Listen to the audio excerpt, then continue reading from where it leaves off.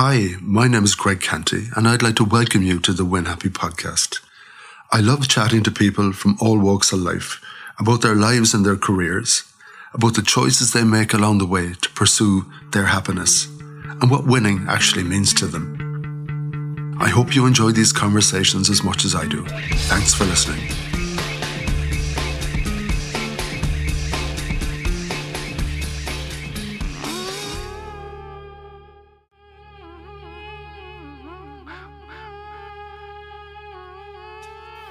On today's podcast, I chat with occupational therapist Nerella Chauvin, who lives just outside Budapest in Hungary with her family.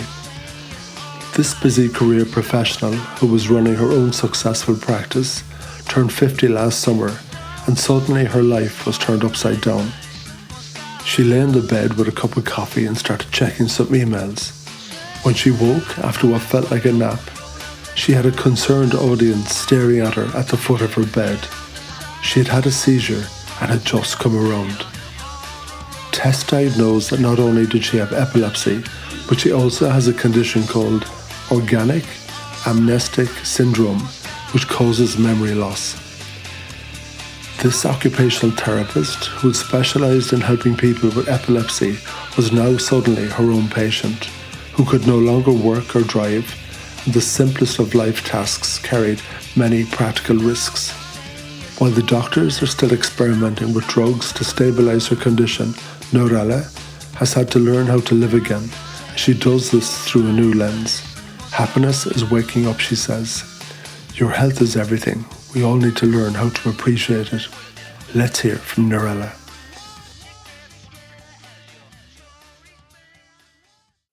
Nerella Chauvin, a huge welcome to the Win Happy podcast. How are you doing today? Oh, great. Thank you for having me. So you must tell me, where are you sitting right now? Which place are you at? And which country, right? Exactly. I'm in Hungary, very close to the capital city, Budapest. I have been there twice.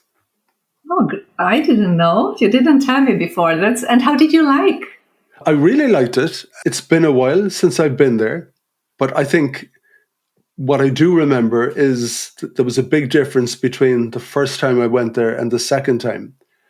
I think the first time I remember walking on the streets and I thought everybody was dressed in very kind of old, dark clothes. It seemed a little bit old-fashioned. Okay. And the next time I went, now I'm not fully sure how many years it was between each visit, but I do remember that the next time I thought it was a much more vibrant place and it had maybe woken up a little bit in the same way that, in all honesty, that Ireland would have done back in the day. I think all these countries change with the international influences and all that kind of thing. Okay, but how did you feel? Oh, I really liked it. I really enjoyed it. Oh, that's nice. Yeah. And this is the one thing I do say to people. That I remember both sides of the river, Buda and Pest, isn't it? The river that divides the two parts of the city. And yeah, going up very high up in the hill, looking down. That's one of the memories I have. But I also remember, now I was a lot younger, but going to the coolest bar stroke club I have ever been in. I thought, wow, this is so interesting. Yeah, I was very, very impressed with this club we were in. If I recall, the bar was in the middle of the outlet. It was a circular bar and there was a spiral staircase and there was really cool music being played. And in the middle of the night, I saw a guy with a guitar on his back going up the spiral staircase. And then there was I think it was a saxophone player doing exactly the same. And suddenly they were playing over the music. And I thought this was the coolest club I'd ever been in. I thought it was wonderful. Oh, great. I am not into clubbing, but sounds interesting. It's a long time now since I've been into clubs as well, I can guarantee you. But, the good old days when we were young. Yeah, exactly. I can say that too. Over 50 now. So we connected on LinkedIn, and yes. I remember when I saw the connection, and LinkedIn will list a number of things next to your name. And there was a load of terms and there were descriptions about who you are and what you do, I thought, ooh, she's a very interesting person. And No? and I know you're an occupational therapist, Yes. and I know you do an awful lot of work and writing around epilepsy. Yes. And there were some other words that I had never heard before, but I thought they were really interesting. And maybe during the course of our conversation, you might talk to me about it. One of them was biofeedback, or the Yes. letters BF. The other interesting words I read were lifestyle medicine practitioner, or LM. And I thought, ooh, I've never heard what that is either. Yes. So we might get into all of that. But I'd like to start with you telling me a little bit about yourself and where you grew up and what your parents did and that kind of thing. Okay. I was born in Hungary. I'm Hungarian. But partly I grew up in Germany, in the south near Munich. And then from then I lived, Hungary, Germany, Italy, France, in many countries. And at the moment, with my family, with my parents and husband and my son, we are again back in Hungary. And my daughter, she is 30 years old. She is in the US. She's married. My son is 16, is still living with us. And we are enjoying it, actually, to be in Hungary. Except that we have a shadow over my health, which is epilepsy, you said, correct. And OAS, I must also add a second diagnosis, which is organic amnestic syndrome, but we can talk about it later. Okay.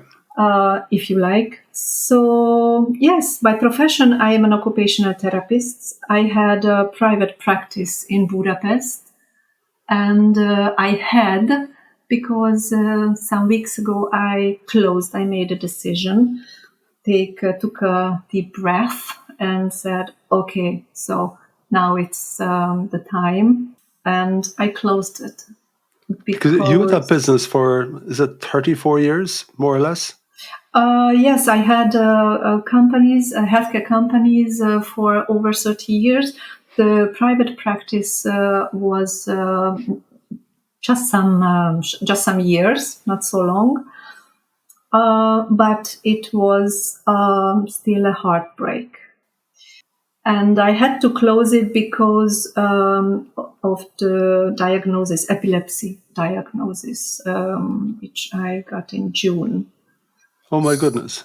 Yes. It came, just right after my 50th birthday. So I cannot say I got, I don't know, diamonds or what other people get. I had received a diagnosis, new onset epilepsy. Happy birthday to you. Yes. I wake up this morning, and so I am happy about it. I try to take it positive and help people and raise awareness. We can talk about it if you like. Yeah. I closed the private practice in Budapest. And currently I am trying to find out with the neurologist what is the good dosage, which medicine.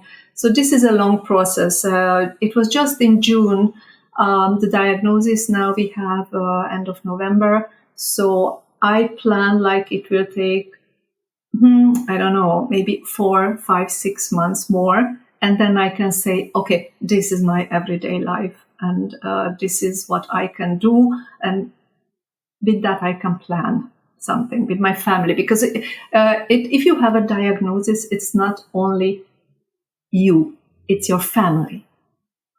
And in my case, it's my parents, it's my husband, my son, even my daughter. We talk every week. We have a day for us, an afternoon, where we talk online, and it affects everything. So it's not just one person, it's many. And then you can also count your friends, but yeah, then you can go wider and wider, a bigger group you have. So yes, it's not so easy. It is an important thing that anyone who is with you at any time, that they know about this, isn't it? Yes, of course. I mean, the first time it must have been scary for my family. Maybe I should say that we are living together with my parents since last year, because originally the thought was my mama is living with Parkinson, my father is stroke rehab since last year. And last year we decided, okay, I'm an occupational therapist. Okay, my husband is a lawyer but knows a lot about health. And we moved together in a very big house. And my mama cannot really walk, Parkinson, I mean, yes, she's at this stage. But when I had my first tonic-clonic seizure, you must imagine nobody has seen me in the bedroom. My husband was, I don't know, in the garden, or I don't know where he has been. I didn't ask after.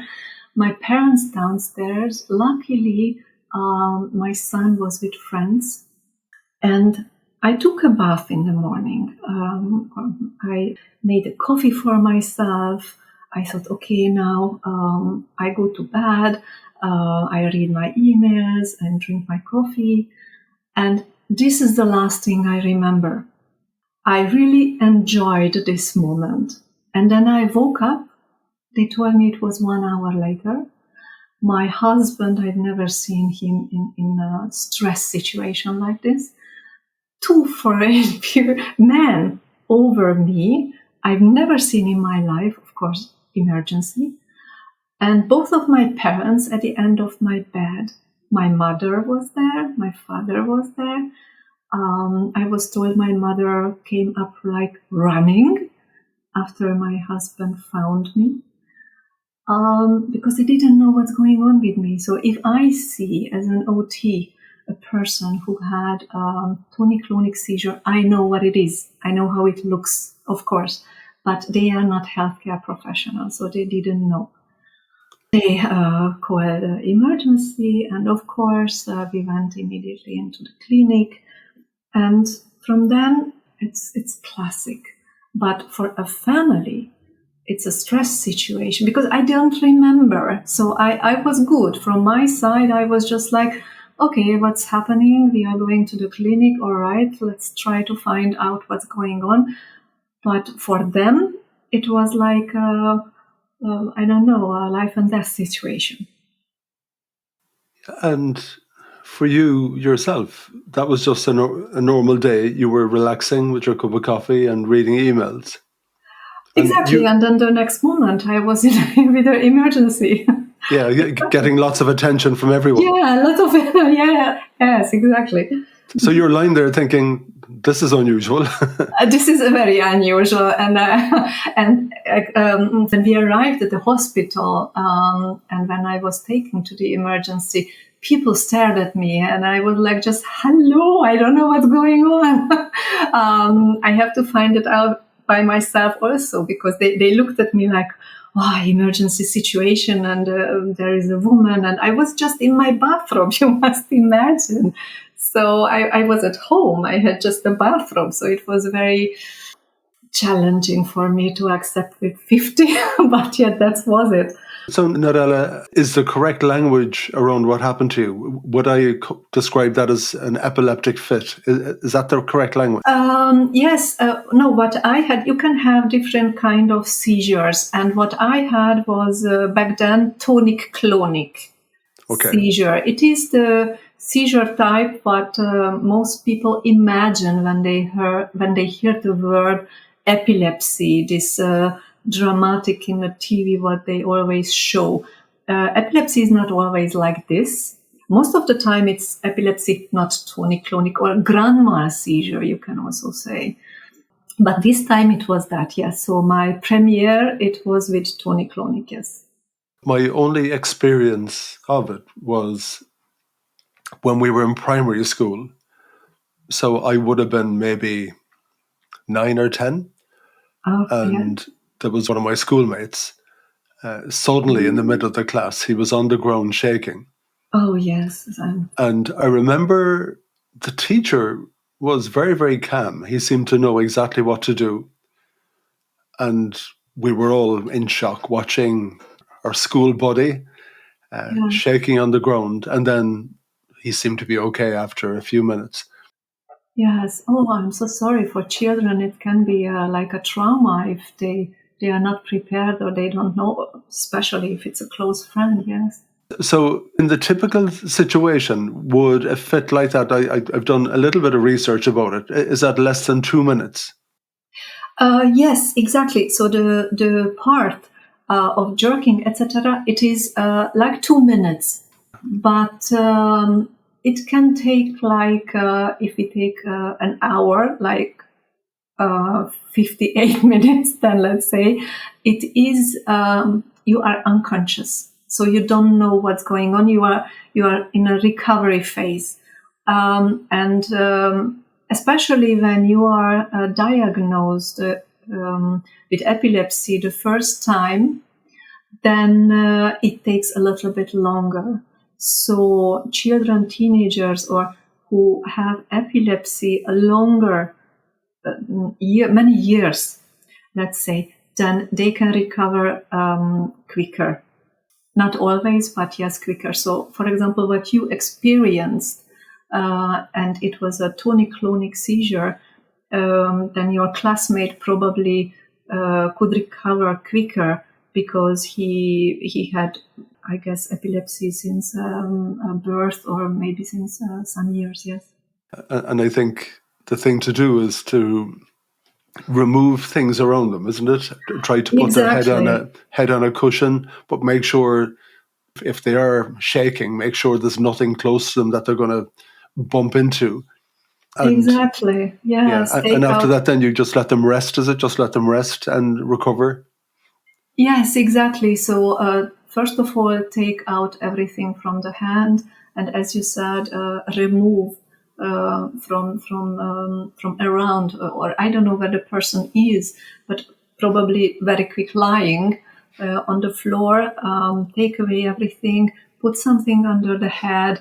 Don't put subjects in the mouth. So I don't know why, but maybe 50 years ago, 60, 70 years ago, it was taught like this, but don't put anything in the mouth. It can cause serious injuries.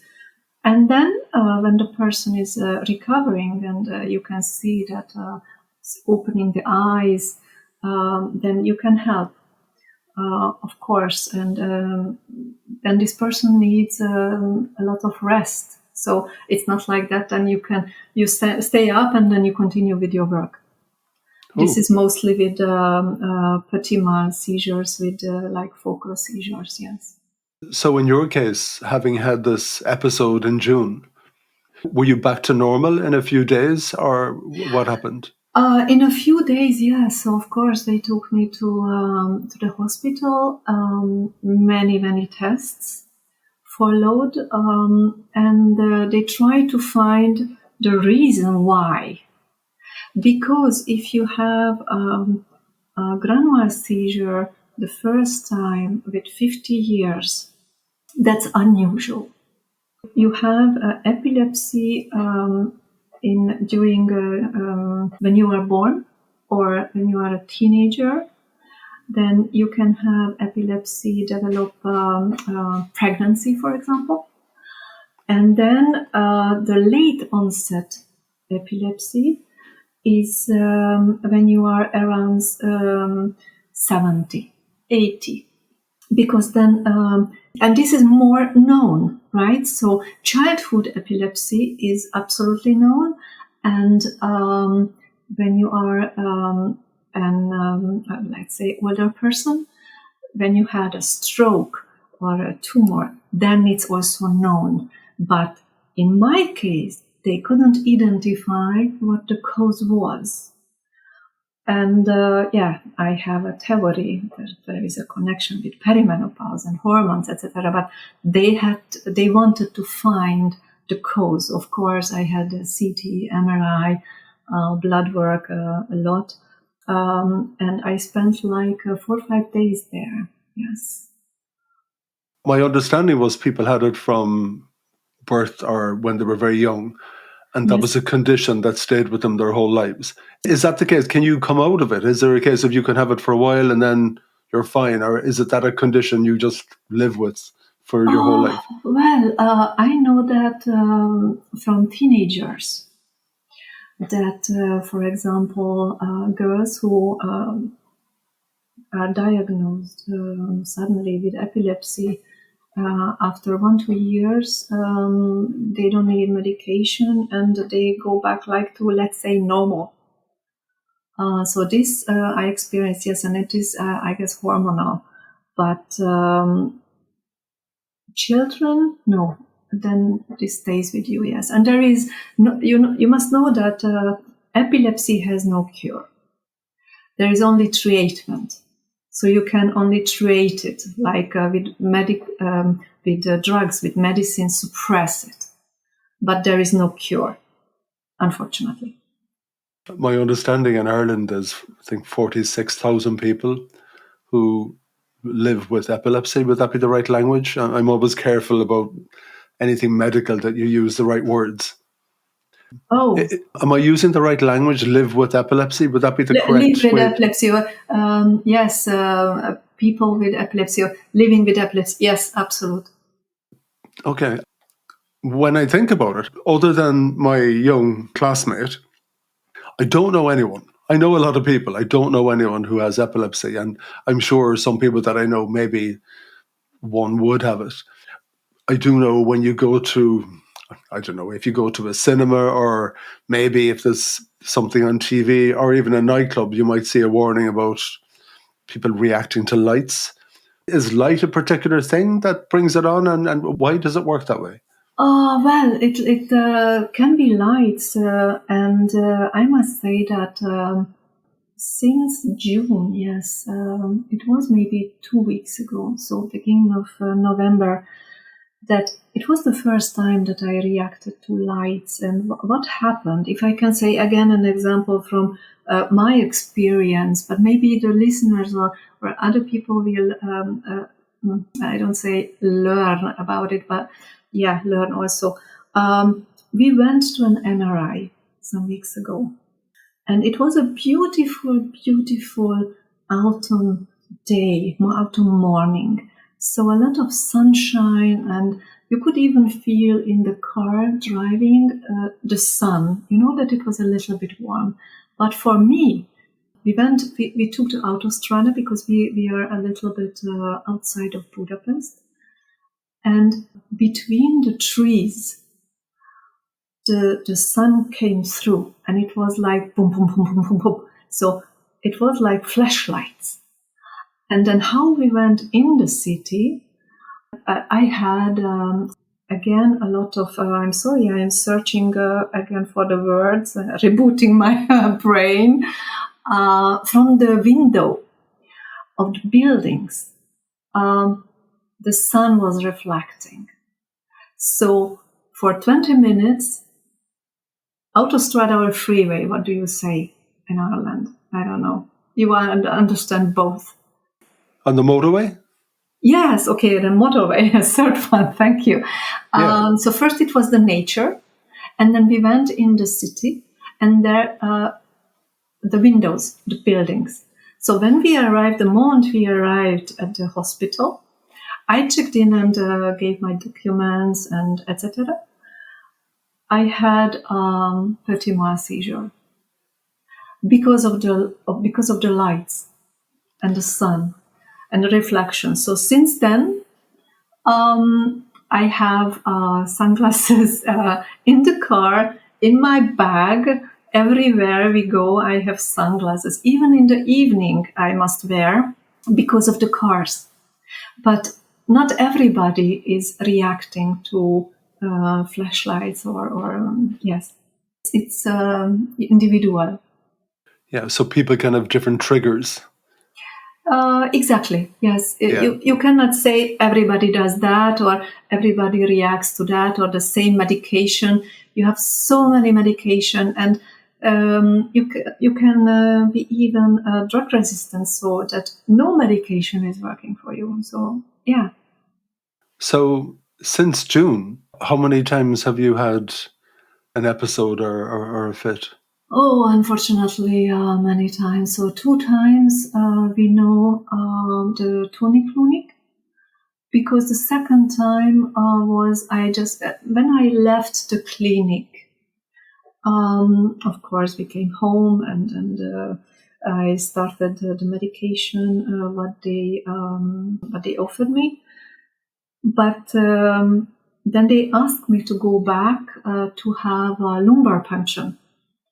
They really wanted to check me out and all the possibilities at my age, what could cause epilepsy. And after this lumbar puncture, we came home and we went to a supermarket. I don't say the name. And Yeah. I had a tonic-clonic seizure just 2 minutes after entering. So we were approximately at I don't know, the frozen food section, and I don't know what is on the other side, but tonic-clonic seizure. Again, emergency, and back to the clinic. This is 2 times what I know, tonic-clonic seizure, and what my family knows too. You can have seizure in the night. This we could identify. I had minimum 2 times. One time my husband, and the second time we have a cat and a dog. And both came to me in the morning. And our dog was trying to, I don't know what is the word. He pushed my arm, he licked me, and he wanted that I am good again, that I feel good again, and look at him. And he never did that before. He's 6-year-old now. Clever dog. Yeah, and our cat was just sitting at the end of the bed and was staring at me. It was almost scary. I never did that. He's now 9 years old. He didn't move, just huge eyes and looked at me. So this was also a sign. And then focal seizures, the small seizures. I must say, yes, I still have. So I can also not drive. This is the first document they took away the moment in the clinic, still in the clinic. And I still have, yes. But I hope that when the medicine, if I have the right medicine and the right dosage, then I can start my life again, my habits, and maybe even sport. But until then, I must wait. So this is a longer process. So there's a lot of experimentation at the moment just to find the right balance and the right mix of medicines and everything else just to keep you stable. Yes, exactly. Yes. So in the meantime, anytime, anywhere, even when you're asleep, this can happen. So you're in a permanent state of anxiety, I presume, or worry that this could happen anywhere. Yes, it's also anxiety, Greg, and this is like I come back okay. So I am 50, and I know about epilepsy. My husband doesn't know. I had to explain SUDEP, for example. This SUDEP stands for sudden unexpected death in epilepsy. This can happen. This can happen everybody, not only me because I'm 50. This can happen children too. And this can happen, it happens usually during, how should I say that? I don't want to scare anybody, but most at night. And we had to talk about, with my husband, what happens. We have children, so what happens to him or everything around us when I don't wake up. So this is why I said at the beginning, I am happy today because I woke up. So life is beautiful and great, but this can happen. And we have to talk about these things. I'm sure, Nerella, your perspective on life has changed so much as a result. Yes. I didn't expect this year to talk about SUDEP, and we prepared documents for the case. I thought I have still like 20 years maybe, but I didn't expect this year. Yes, that's for sure. And your mentality as a person, before all of this, would you have said you're a positive person, a negative person? Are you good at dealing with setbacks and things like that? Um, by profession, I'm an occupational therapist, so I am already. I try to find always the solution. I think I'm a positive person. This didn't change. What changed me inside is the fear, because I don't know. Even I cannot drive. My husband drives me, but when we walk somewhere or I don't know, go somewhere with family. I'm afraid what happens if I have a seizure, because I have seen, for example, in the supermarket what happened. And my husband reacted really good, so he was like a pro. But it is still, let's say, uncomfortable and mildly expressed. So yeah, I don't know yet how to how to live it, because when you are a professional and you are behind the table and you have a patient in front of you, a person living with epilepsy, I know what to do. I still know what to do, but the emotional part, that's tough. And that must be quite illuminating for you at the same time. So now you are your own patient. Exactly. And my parents, I was their caregiver till June, but now the balance is a little bit out of control. Yeah. And I know you're a writer, and I'm staring at the screen and I'm looking at a beautiful piece that you wrote recently on LinkedIn. The piece was called The Joy in Survival. Yes. Do you mind if I read it out so the listeners can hear what you wrote? Thank you. So no, you're not going nuts. Hold on to your memories, take photos, write down your thoughts. Even if you can't drive alone anymore and turn up your favorite music. Even if you can't swim alone anymore. Even if you're no longer fully independent. Even if you feel scared of SUDEP, which is sudden unexpected death in epilepsy, scared of not knowing if you'll wake up tomorrow, scared of being alone in the bath, please remember this. You are here today, you are reading this now, and that means you still have the power to make something beautiful out of this very day. None of us know at any time, and while this is a particular condition that's sitting over you all of the time, in a way, there's something sitting over all of us all of the time, except it's not as immediate as what you've experienced. Yes, and but let me also say that you read that beautiful. I'm a little bit emotional now. But I think it was a month ago or 2 months ago. It's nice that you've chosen this because it describes. Yeah, I think it described now that I heard it. But I wrote, but it's different to hear it. This is epilepsy because I cannot cook. I mean, I can cook, but the first weeks I didn't trust myself to cook. I was afraid if I have a seizure while I'm using hot oil or hot water, or even to do a coffee for my husband.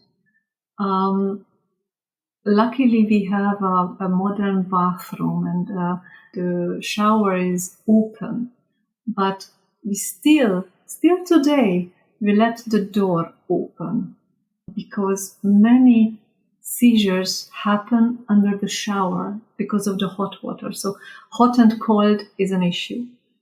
So I have no fear anymore to take a shower. Bath is a no-go. I am not afraid of making a coffee, but I am still afraid of the oven, I must say. And yeah. You are on high alert all of the time, really. Yes, but I enjoy, as I wrote, the music, and every day I am in the kitchen, in the living room. We have a huge windows looking at a park, and this is how I enjoy my first moments. And I don't say it, yeah, of course, blah, blah, blah, and she enjoys it. No, before I didn't, but now I do. And this is how I can start the day. And yeah, I woke up. It's the nature is here. I am here. So let's start the day. Yeah. Tell me, what had you moving from country to country when you were young?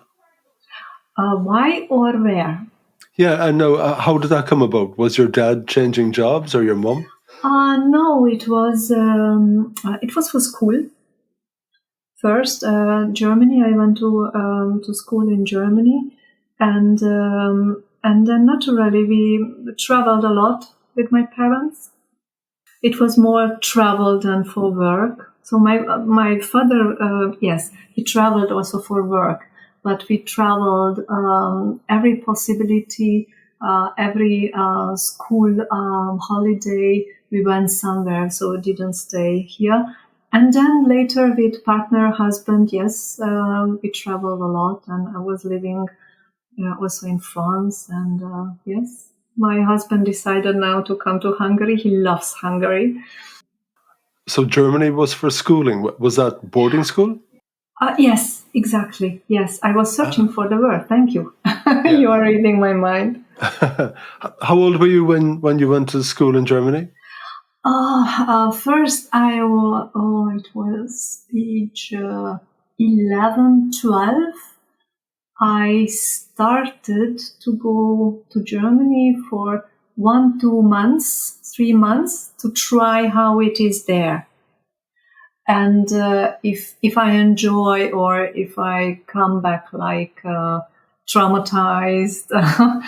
And then I was 14. Yes, from 14 I was living more than 10 years, yes, in Germany.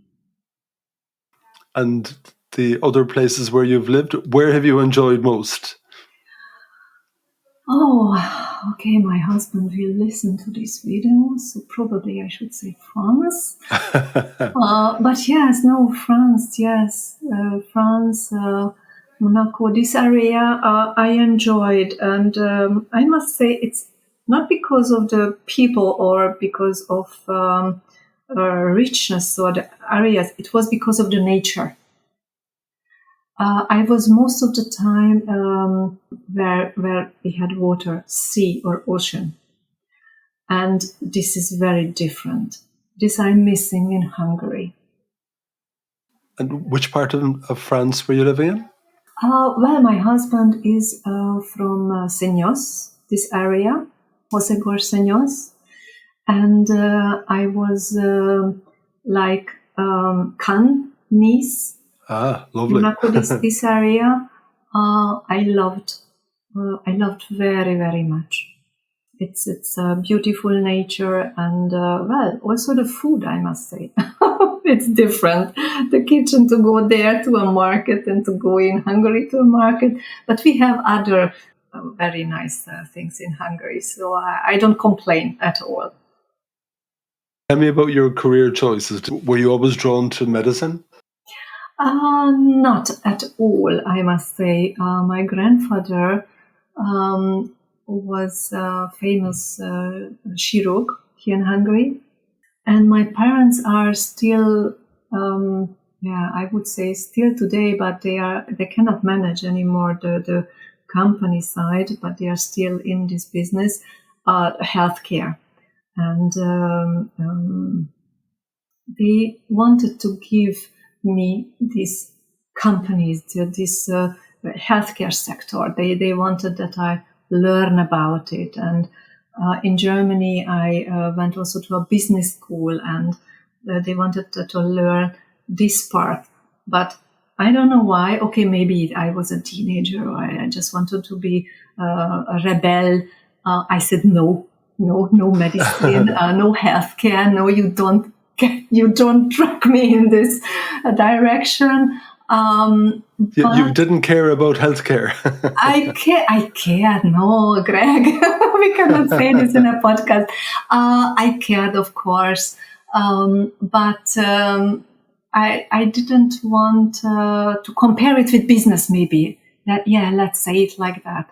So of course, healthcare and health, I knew a lot about, and I was not afraid of blood, for example, but I didn't want to let it into my life as a profession or connect it with business. And then 10 years ago, maybe, yes, it was 10 years ago, 12 years ago, I don't know why I grew up, and I said, okay, now it's the time, let's do it. And my parents were very happy, and we developed also a product together. And since then I am working, and I have chosen occupational therapy because I knew I don't want to be a doctor. There was a part, okay, psychologist or occupational therapist. And then I choose occupational therapy because, you have so many therapy forms, what you can choose, yes. So your typical work as an occupational therapist, what would that have involved? Well, I was in my praxis. I had patients, as I said, epilepsy, stroke patients, but I have chosen a therapy form, and this is biofeedback. This was the breathing part of biofeedback and the heart rate variability.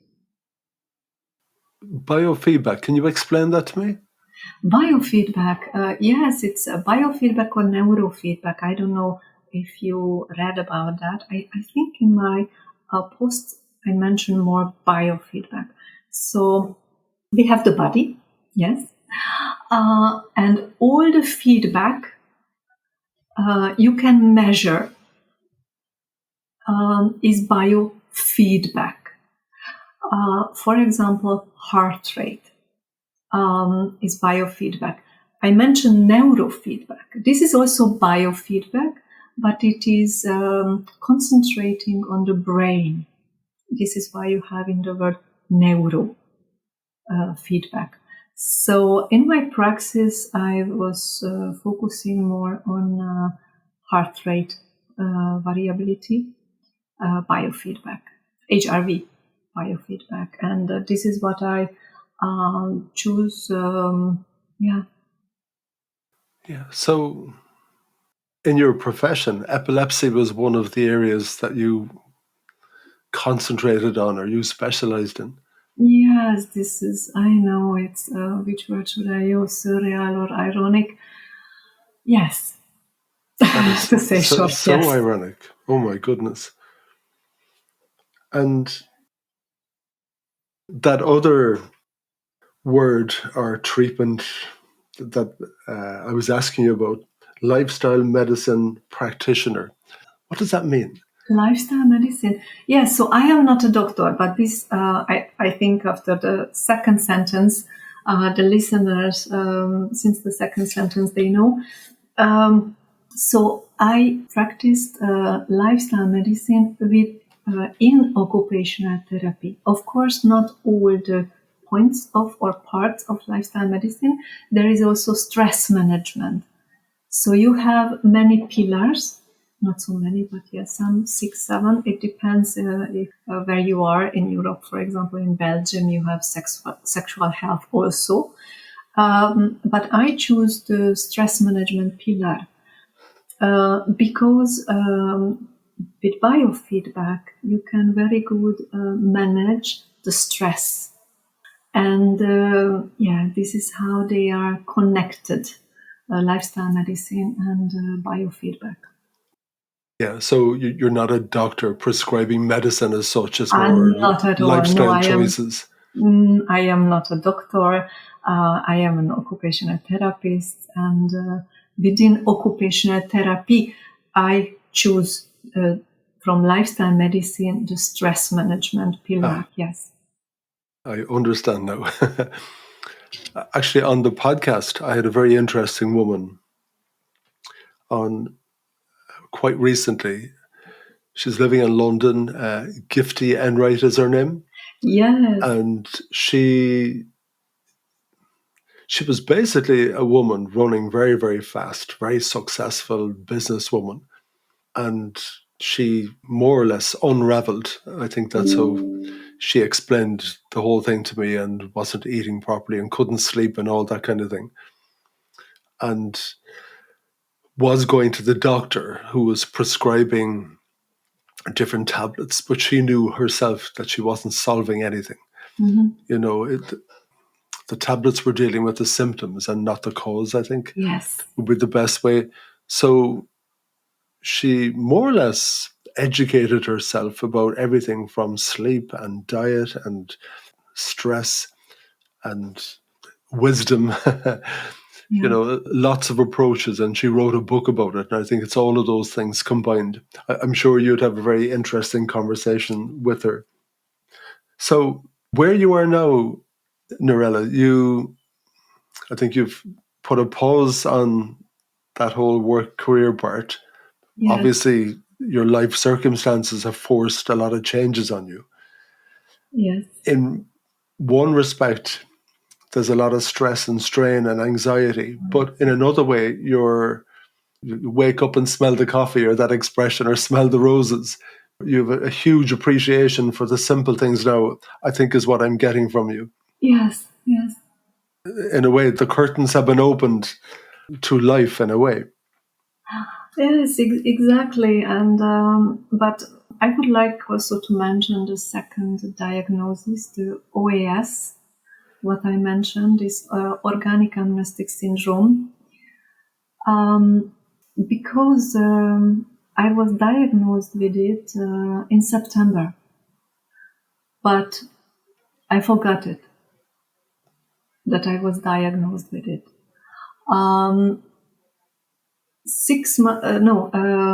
5 weeks later, I found out that I got this diagnosis. I think I wrote an article about that. I must check it, but I was shocked. And at first I was just like, it cannot be true. This cannot be my diagnosis. It's just epilepsy. But there was my name on this document. And how I found out this was also a story for itself. I don't want to bore the listeners, but since these two diagnoses, epilepsy and OAS, the organic amnestic syndrome, I changed almost all my perspective and my feelings, and all what I learned about life and my experiences, everything changed. Because if you get this peppery OAS with epilepsy, then you must be prepared not to remember the question or what was told to you maybe 5 minutes ago. Oh.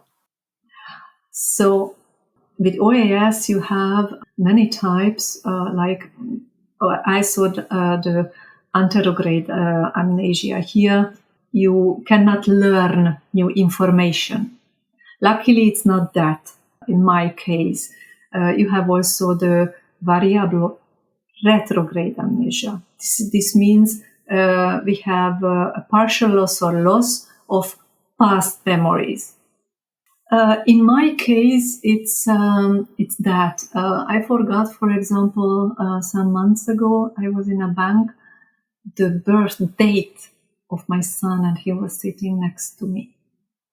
I didn't know. I couldn't write it down. So he's 16. He still needs me for some documents to sign. Very soon he doesn't need me. But then I realized, okay, I must talk with the family. I must be honest.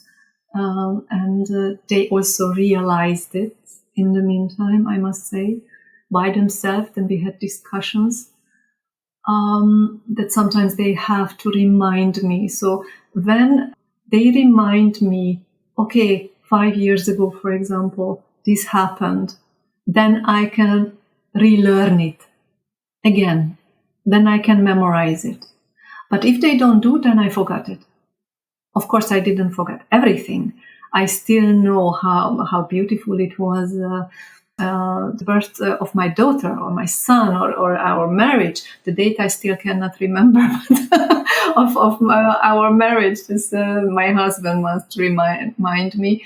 But so I didn't forget. It's not like I forgot everything. Just some events or dates or data I forgot. Yes. Yeah, this is changing also. This is life-changing too, because I'm living with a lot of papers and post-its, and Office Depot loves me because I buy a lot of post-its. So living room is full with it, and my office too. So yeah. Greg, I must say, everything is changing. I think if it's regarding health, and you have just a little problem, it can affect you, not just physically, it's also the emotion. So, yeah. So, everyone in your circle, your husband, I know your mother needs a lot of minding, but she's still in your life. Yeah. Your father, your daughter, and your son. Yeah. How is everyone towards you now? How is everyone coping with all of these changes? And I am lucky, I must say, because they don't talk to me like to a little child. Don't talk to me like, I don't know, I would be, I don't know how to express it. It's like I would be 19 years old and I don't understand anything, and I'm just no, or yes. They are normal with me. I don't like the word normal, but I feel there is no change like before. So you should imagine, for example, with my daughter, when we talk, it's mostly Tuesdays, and we have to hang up after 2 hours because we must say, so now I have to do a dinner and you have to do a lunch, so let's hang up. But it could be an endless talk. But when we talk with each other, and she's saying, okay, Mama, you said that last week already. And I say, oh, okay. So, and then we continue. So this is how you should imagine, or with Henry, with my son, or my husband. It's like, no, you said that already. And then I say, okay, I said that already. What did I say? So sometimes we try to make fun. Or yesterday, for example, my husband spoke so quick, I couldn't process the information. So since when I had a seizure, and I had some small seizures the last days, then I need to recover. But if I cannot recover because I have again a seizure, then it's difficult. And yesterday he spoke so quick, I think it was about lunch, what he would like for lunch. And I just couldn't process this information. And he said 2 sentences. And then he felt it. He came to me and said, okay, I feel you don't understand, you are not good. So I would like to have this and this. And then he pointed at it, and then he went back and he worked. So it's not like I'm handled like an ill person. So we found a way how to handle. And you're a medical professional, so you can rationalize everything. You understand what's going on. Yes, imagine somebody who is not. Wow. Life has changed, Nerella, to say the least. Yeah, yes. What's happiness to you, Nerella? What do you mean? Happiness. Happiness. Sorry, Yeah. I couldn't hear you. What is Oh, you're fine. happiness? That's my accent. You're okay. No. I just made it louder. What is happiness? Oh, happiness is all. First of all, to wake up. I'm grateful to wake up, and everything what makes me smile, or what gives me a good feeling, is happiness for me. So I don't want to say cliches, but if somebody is listening who is ill, will understand. Because happiness is also when you don't have pain. Happiness is when you do not have to worry. It's there are. Does it sound strange if I say happiness has stages? Because it depends who you are and in which, I don't know the word again, Greg, where you are in your life. If you are healthy, but you have a lot of work and it's causing you stomach pain or headaches, it's a very different happiness for another person who is waking up from a tonic-clonic seizure, because then the two people feel the happiness differently. For epilepsy patients is maybe luxury, what for the other person is like, okay, I take a pill for my migraines.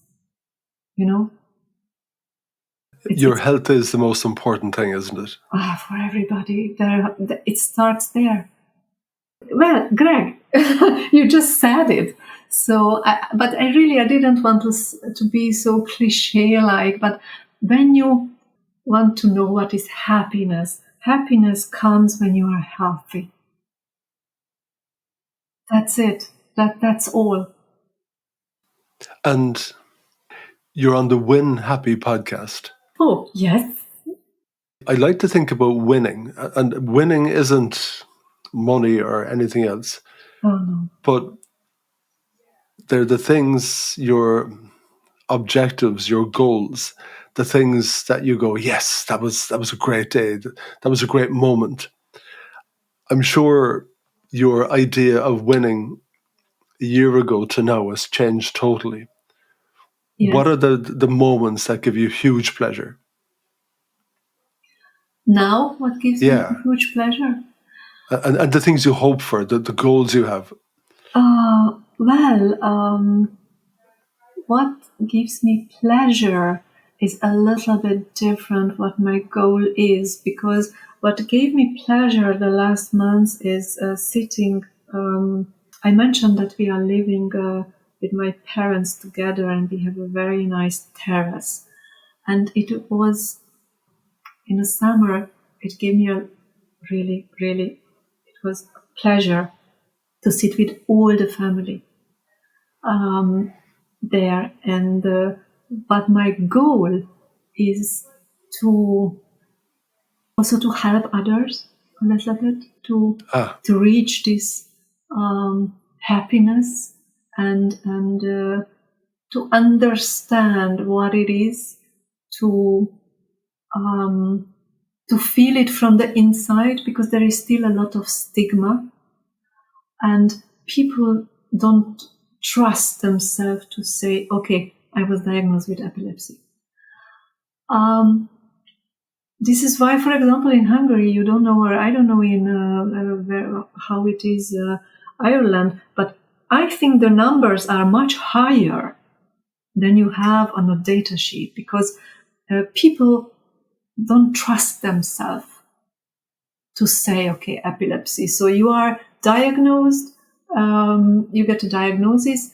I don't know how it is really abroad, but in Hungary, you are not necessarily in the data system.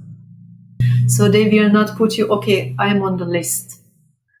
And for the people who do not trust themselves to say, okay, I need help with my daily life, or my family doesn't help me. They think I am just faking it, for example, a tonic-clonic seizure, no, but a focal seizure. Maybe they say, oh no, you are just faking it. So these people I would like to support, raise awareness, in first stage to raise awareness. Yes, it exists. And then the second stage is to support these people with information, how it is. Because at the beginning we talked about it, that epilepsy during childhood or pregnancy or late onset epilepsy is known. But imagine another 50-year-old woman who is just living her life, and she's not occupational therapist. Okay, she's maybe even grandmother, is married, she has her life and has habits, and then boom, epilepsy. That's very difficult, because during perimenopause or menopause, and it's already tough, right? So, and then add epilepsy. This is, well, that's just huge. And I would like to support especially women, because I feel it, that more women should get help, women's health, and not all stages in women's health, more the perimenopause, menopause, which is already difficult. So I would like to help these women to understand what it is, and that they fear, or it's okay, it's legit, it's they are not crazy, it's manageable, and they should not go nuts. They can enjoy. And how to enjoy, and to understand what is, for example, perimenopause, what is epilepsy, because most of the people don't know that they overlap the symptoms.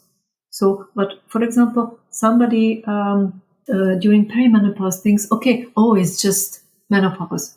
I know it can be epilepsy. I don't want to scare people. This is not my intention. I don't want to cause fear in people, but I think awareness and knowledge, education, this is very important, because I mentioned that epilepsy is there is no cure. But if you don't know that, for example, the memory issues or the fatigue or the brain fog, that it's not just perimenopause, that it's epilepsy, and you will get no treatment, then you can have more severe injuries, even, because you will continue to drive, you can fall down the stairs, you can have so many injuries, but you could prevent. And this is what I would like to highlight, and this is my goal. So I still would like to enjoy on the terrace, breakfast, lunch, dinner, coffee, whatever, with my friends and family. But my goal is to support and help. Yeah. A lot of people who are listening, you tell a very interesting story. Your life has changed in a way that you weren't expecting, and I'm sure it scares you every single day, even though you have managed to find joy in it. Yes. if you could have a conversation with the Nerella before she was sick and before these big life changes, if you could have that conversation with the younger version of you before all of that, and you could say one thing to her, what would you tell her? Oh, that's a tough question, Greg, because I am already emotional since the beginning of this podcast. What I would say for myself or for family, because for family, I knew always that family is the most precious gift to have, or yes, parents, if you have a good relationship or partner, or I don't say you need to be married, but your partner. Yes. Choose wise.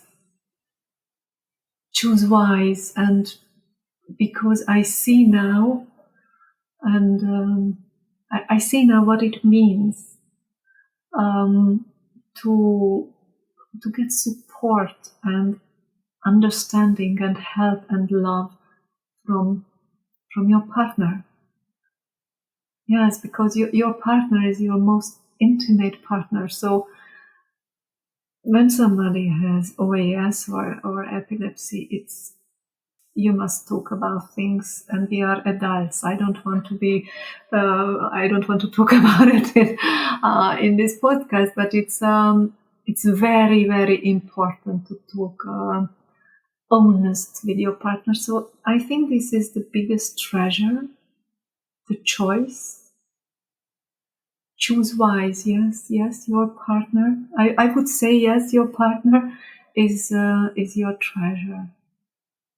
Yeah, we were here once, and I think sometimes it's easy not to appreciate the things when you're so busy running around the place, and suddenly something happens, and in your case, I think it makes you look at the whole world in a different way. Nerella Chauvin, thank you so much for coming on the podcast and sharing your story. I'm so glad we connected on LinkedIn and we had the chance to have a conversation. Yes, me too. I am emotional now, but I am. Thank you, Greg. Thank you so much.